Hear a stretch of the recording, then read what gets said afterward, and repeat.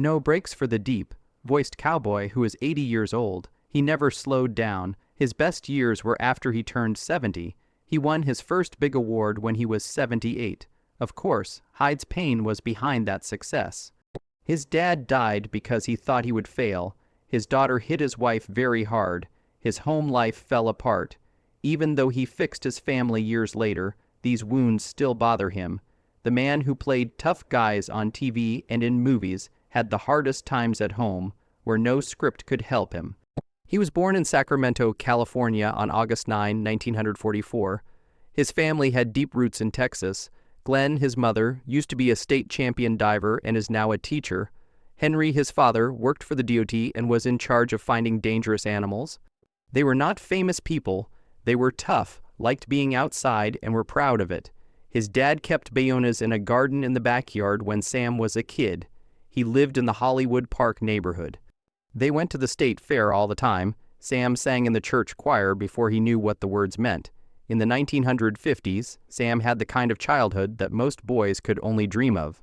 On his bike, he would ride from William Land Park to the Sacramento River, getting into small but harmless trouble along the way. He would then race home as the sun went down. Because of his dad's job, he went on trips deep into the Sierra Nevada. In places like Wentworth Springs and the Rubicon River, they would fish in cold mountain streams and hike on rough paths. Sam felt like he had a link to the wild through these trips. It wasn't just fun, it changed him. That link became the heart of the cowboys he played on TV and in movies. But when Sam turned 13, everything changed. The family had to move to Portland, Oregon, because his dad got a new job. Sam didn't want to leave. He lived in Sacramento his whole life. Even as he tried to get used to a new place, he kept his love of going outside with him. Sam's life took another big turn around the age of 9. He and his sister had been watching movies on Saturday afternoons. Westerns, sci-fi, and old serials. He said it out loud one day. He wished to become an actress. It didn't go over well with his dad. He believed that acting was silly and unrealistic. The thing he said to Sam stuck with him for years. "You've got a snowball's chance in hell." It turned into a quiet war between them. Sam didn't stop taking part, though. He did more school plays. This was his role in Guys and Dolls at Clark College when he was in high school. A local daily wrote that he did so well that he should become a professional athlete.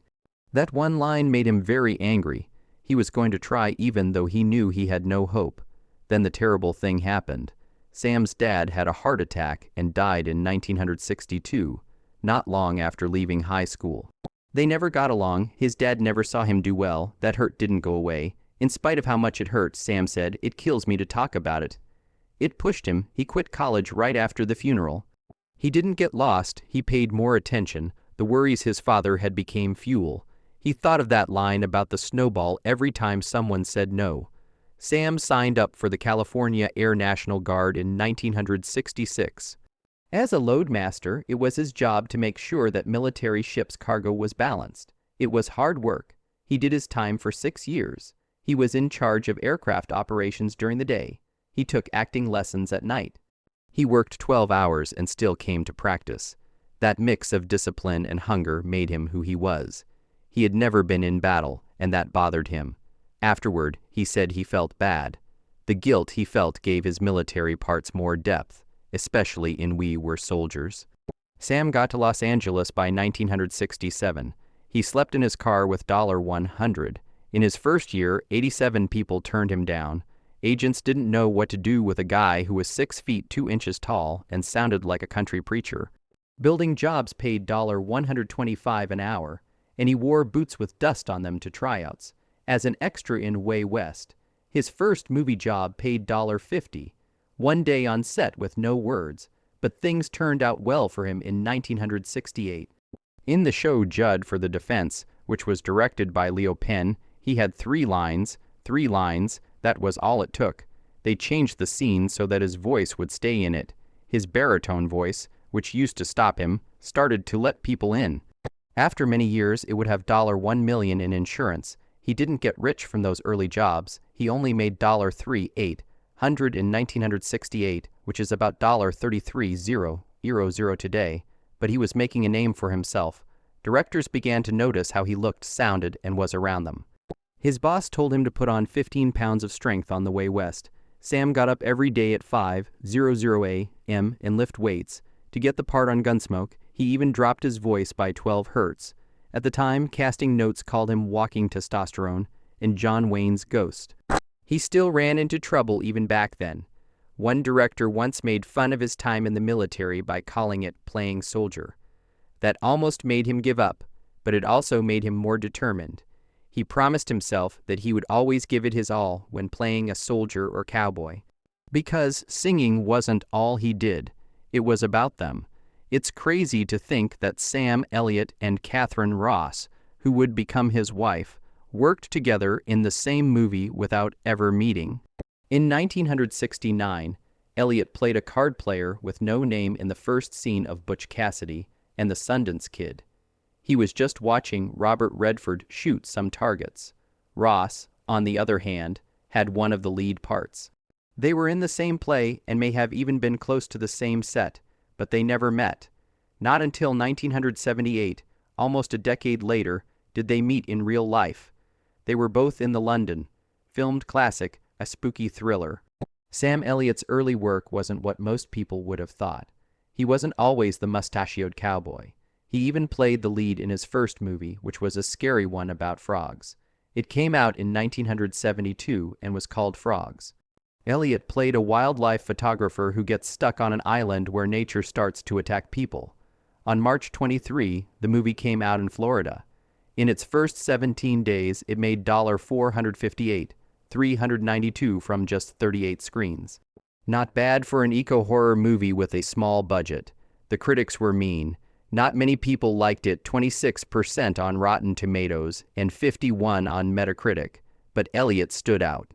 One review even made fun of the fact that the frogs didn't actually kill anyone, but they still praised Elliott's acting as being calm and grounded.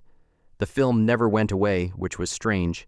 It was on Svenuli on MTV as late as 2022 for a movie about a killer animal. Elliott got off to a surprising good start, but he didn't become famous right away. One TV show at a time, he slowly moved up.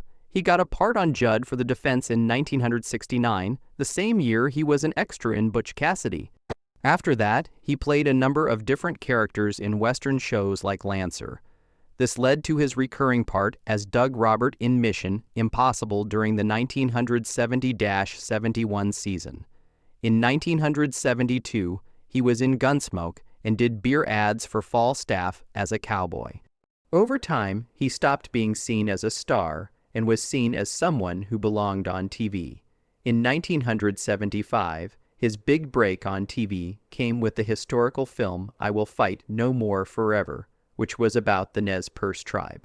The next year, he got the lead part in Once an Eagle, which starred Amy Irving and Melanie Griffith. His picture began to take shape piece by piece. That wasn't all that was wrong. The way Elliott looked made him stand out. He was tall and skinny, and his face looked like it belonged on the wild border. He was 6 feet 2 inches tall, skinny, and strong. He looked like a classic cowboy right away.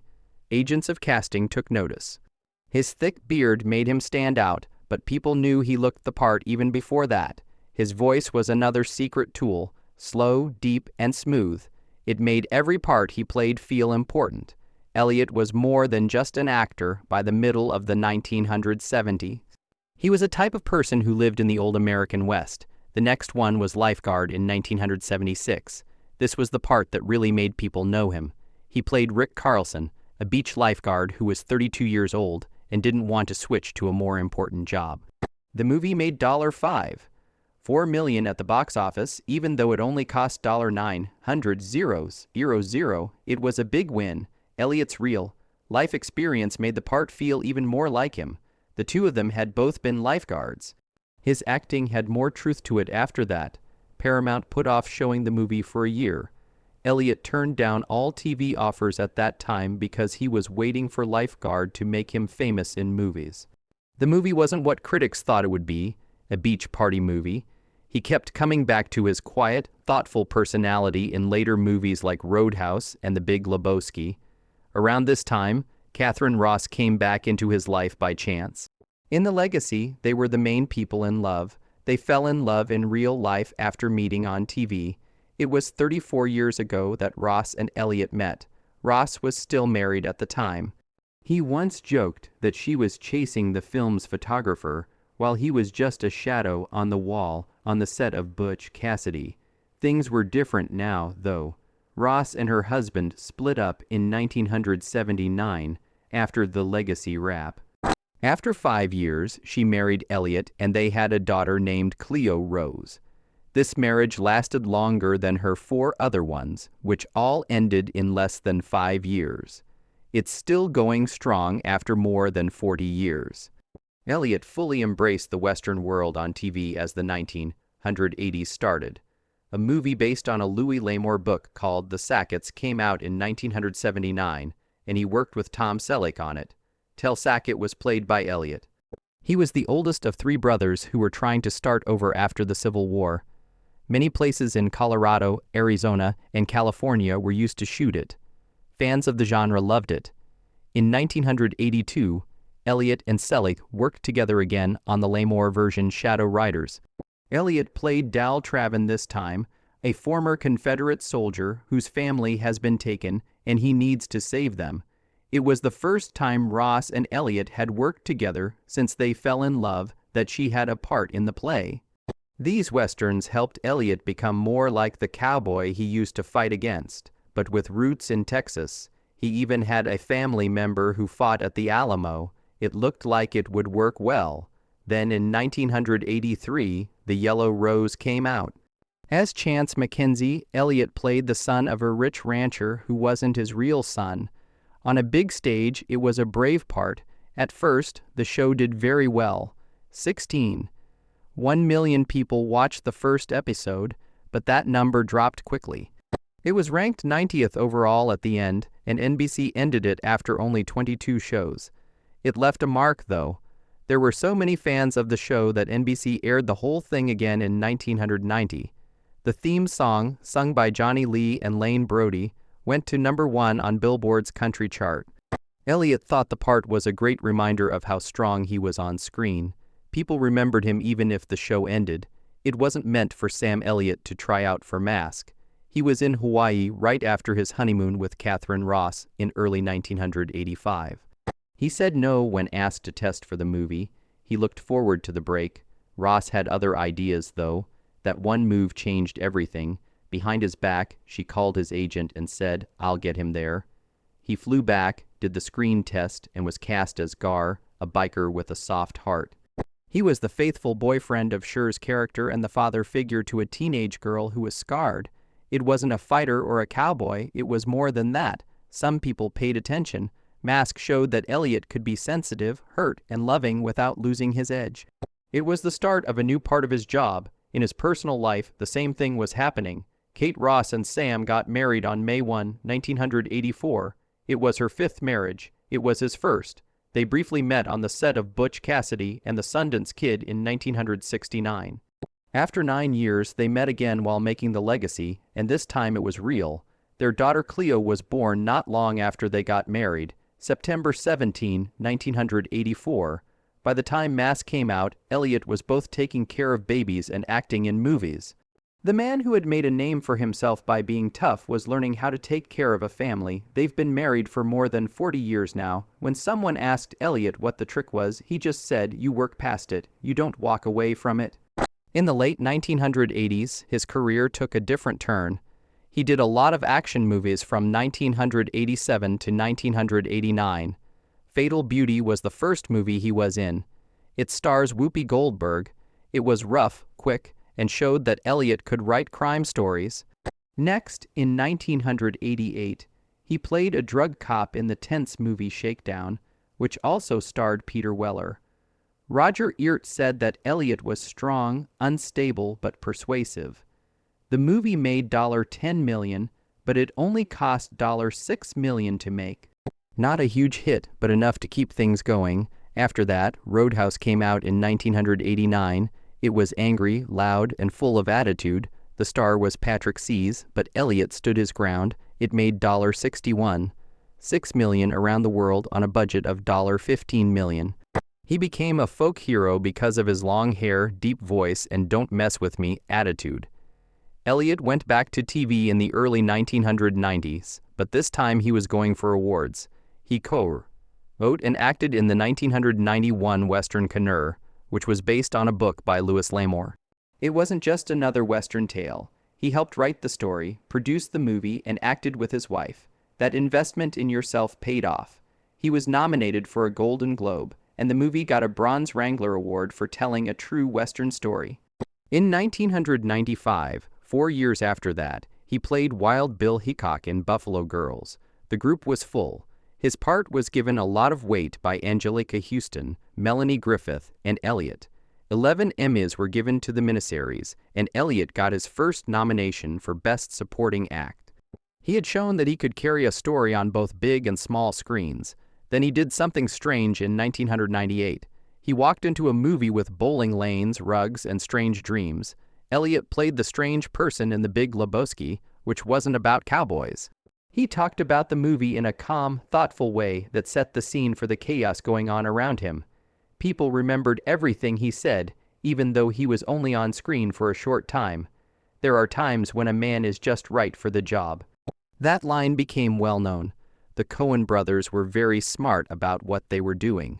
To Elliott, they gave him a magical edge, a mix of an angel, a bartender, and a ghost. Younger people who had never seen Tombstone or Connor knew right away who he was. In the 2000s, his speech was his most powerful tool. Elliott began writing ads that would reach millions of people. His writing was deep, rich, and very American. He became Smokey Bear's voice actor in 2008. It makes sense since they both have the same birthday, the 9th of August, 1944. He also took over the well-known Beef. It's What's for Dinner ads, taking over for Robert Mitchum. He was hired next by Coors. Then came Ram Trucks. His voice was no longer just a job for him.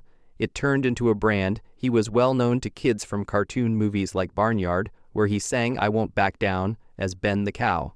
People would remember him even if they never saw him. He wasn't done riding off into the sunset, though. The High-Low Country, which came out in 1998, was his comeback to the Western style. He played Jim Ed Love, a strong rancher who stood for the end of the life of a small-town cowboy.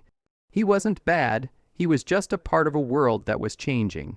Then he became a hero again in 1999. You Know My Name told the true story of famous police officer Bill Tillman. Elliott both made and acted in it. He was back on the dusty roads and in spiritual battles, but this time with more weight, soul, and power than ever before. Elliott left the West for a short time in 2000. He was in Fail Safe on April 9th. It was a live black and white TV play set during the Cold War, and George Clooney, Harvey Keitel, and Walter Cronkite introduced it. It was a big deal. Elliott played Rasco in Congress. It was very political, solemn, and tense. In the same year, he was in The Contender, a movie about the first woman to be nominated for vice president in the United States. It was sharp, fierce, and full of deals made behind closed doors. Elliott had a small part in the story, but it felt real because of it. Both stories are very different, but they both have a strong message. This guy was good at more than just cowboy roles. There was already a lot of recognition for Sam Elliott in westerns, but in 2003, something strange took place. As General Thunderbolt Ross in Hulk, he moved into the world of superhero movies. It wasn't just any part. He looked down at Bruce Banner with cold, controlled anger. He was a four-star general who was torn between job and family. Sam didn't even read the plot. It was his wish to work with Ang Lee that made him say yes. He believed in the project that much. His voice, which was rough and deep like dirt, was perfect for the part. He tells Bruce in a scene, "I'm the guy who threw away your father, and I'll do the same with you." That line wasn't just words, it was a message. In 2007, 4 years later, he went back to the world of comic books. This time it's Ghost Rider. He was Nicolas Cage's character's caretaker, a mystery cowboy who led him. Elliott brought peace, power, and that voice again. People who had only seen him in westerns with a lot of dust loved seeing him ride through hell on fire. Then 2009 came along. Elliott had a small part in the movie Up in the Air, which starred George Clooney. He had the part of a pilot called Maynard Finch. There was only one scene, but it was in a movie that made $166.8 million and was nominated for 6 Oscars. But Elliott made a mistake that same year. Have you heard about the Morgans? On paper it looked good. Hugh Grant, Sarah Jessica Parker, and Sam Elliott as a country husband who helps out. But the time couldn't have been more wrong. Avatar and this movie came out at the same time. It only made $6 million in its first weekend, and it had a hard time making $85, $2 million around the world. It took $58 million to make the movie. Americans didn't pay attention to it. Most of the money came from outside of the US, only $29. $5 million came from here. It was a huge failure. Elliott was 71 years old in 2015, but he didn't slow down. Instead, he put on 2 great shows. The first one was I'll See You in My Dreams. Bill, a widower, is played by him. He takes Blee Danner's character sailing and makes her feel young again. It was soft, quiet, and very human. So What was the name of the boat, which said it all about how the character felt about getting older. Some people had never seen another side of Elliott before he did this. Romantic, open, and full of hope. In late that same year, Elliott did voice work for a dinosaur. He played Butch, a T-Rex with the pride of a cowboy, in Pixar's The Good Dinosaur. Kids didn't know him from Tombstone or Roadhouse, but they knew that sound. Elliott said in comments that the movie made him think of old westerns. He said that the setting was just as important as the people. That's what fit the part. He was able to bring the Wild West back to life even in animated movies. Then came 2017, and a part that seemed like it was written just for him. Lee Hayden was a famous Western actor who now does voiceovers for barbecue sauce. The hero told his story. He wants to fix his life before it's too late, even though he has cancer and is about to die. Brett Haley, who directed the movie, said that he wrote it for Elliott. It felt like it was all about them. Like many people thought Sam might be, Lee was stuck in the shadow of his old fame, but Elliott said right away that Lee was a bad person who messed up his own life. That wasn't Sam. Sam Elliott had to wait a long time for his chance. He finally got his first Oscar nod in 2018 when he was 74 years old. That came from his part as Bobby Maine in A Star is Born. Bobby Maine was Bradley Cooper's character's bigger brother and manager. Just like always, his speech was deep and calm, but this time he showed pain. They loved how real he seemed. Bradley Cooper didn't play that part for fun either. He worked out for 4 months just to sound like Sam Elliott. It was that important to him that their relationship seemed real. It worked. Every scene between them was important, but the fight scenes were the most important. It wasn't just the fight. It was about the crash of years of silence, mistakes, and sorrow all at once. Those short, quiet parts of the movie made it memorable. Elliott didn't need many scenes, but he didn't have any, and he was up for almost every big acting award that year. He won the National Board of Review Award. After 3 years, when he was 77, he went back to the part that people had always imagined for him. In 1883, a Western about a dangerous trip across the American wilderness, he played the lead role. Sam played a man named Shea Brennan who had just lost his wife and daughter to smallpox. He burned their bodies himself in the first scene. It was also his wish to die, but then he was given one more job. Take a group to Montana before it gets too spoiled for good. His eyes showed that he was hurt. His voice was just shaky enough to make your heart hurt. He was able to return to the type of work that got him his start with this part. This time, though, it was bigger. He wasn't just the cowboy anymore. He was what the story was all about. Then there was the night of February 26, 2023. Sam Elliott held a Screen Actors Guild Award up on stage. For him, it was the most important time of his career. He was 78 years old and had been in Hollywood for 55 years. He got the part over Steve Carell, Evan Peters, and Taron Egerton, but he didn't brag about it. He even said that after seeing the other acts, he wasn't sure if he got it. That's exactly how Sam is, incredibly humble. He also remembered the cast. He told them, "This is for all of you." He is now the second oldest man to win that award, which shows that his best work wasn't done when he was young. It came after many years of living experience. Sam Elliott is still going strong at age 80. He joined the cast of another Taylor Sheridan show, Landman, in 2025. He is working with Billy Bob Thornton again, like in 1008, 183, and Tombstone. Some people think he might come back to the Roadhouse series in Amazon's upcoming follow-up. He also still does speech work. From Family Guy to Ram truck ads, he's the voice of Smokey Bear. In 2024, he even did election ads. One line stood out: "Now is the time to vote for a woman as a man." That shows how important he is still. Gravel voiced smart and always on top of things, but Sam Elliott's life hasn't been all sunshine and rainbows. Something scary happened at home on March 2, 2011. Cleo Rose Elliott, his daughter, hurt her mother, Catherine Ross. It began with a fight. Then Cleo told her mom, "I want to kill you." She broke a cabinet, used scissors to cut the phone line, and hit Ross 6 times in the arm. Ross was 71 years old at the time. She went to court by herself and got an order to keep her daughter away because she had been violent since she was 12 years old. For weeks, Cleo couldn't be more than 100 yards away from her. For her to get anything from the house, the police had to be there. Cleo had always wished she could play music. As a child, she played the flute and guitar, but she really wanted to sing. Things were different after what happened. Once 2011 was over, she was rarely seen in public. Her singing career came to an end.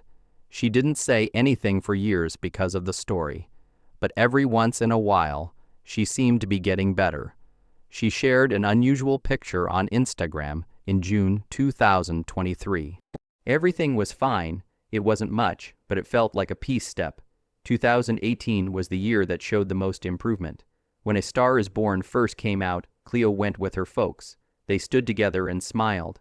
It said more than any press statement could have. She shared another picture on Christmas Day 2022. This time, she was doing a game with her mother. Something easy, quiet, and important was going on. Around the time Ross turned 83 in early 2024, there didn't seem to be any more space between them. They had found a way to move forward, no matter what happened behind closed doors. Sam Elliott and Catherine Ross never broke up, even after all of this. They've been married for 41 years since 1984. Anyone would never do that, but Hollywood stars almost never do it. They met while making The Legacy in London. Ross's first movie, Butch Cassidy and the Sundance Kid, had Elliott in it, but they never met while they were filming it. It was her 5th marriage when they got married, but it was his first. After only 4 months, their girl was born. The call came while they were on their honeymoon in Hawaii right after getting married. He was able to try out for Mask with Cher. Ross had to fly back, so he cut short his vacation. His life changed because of that part. Even when things were hard, she was always there for him. Elliott told the truth about their secret in a 2015 interview. "You get past the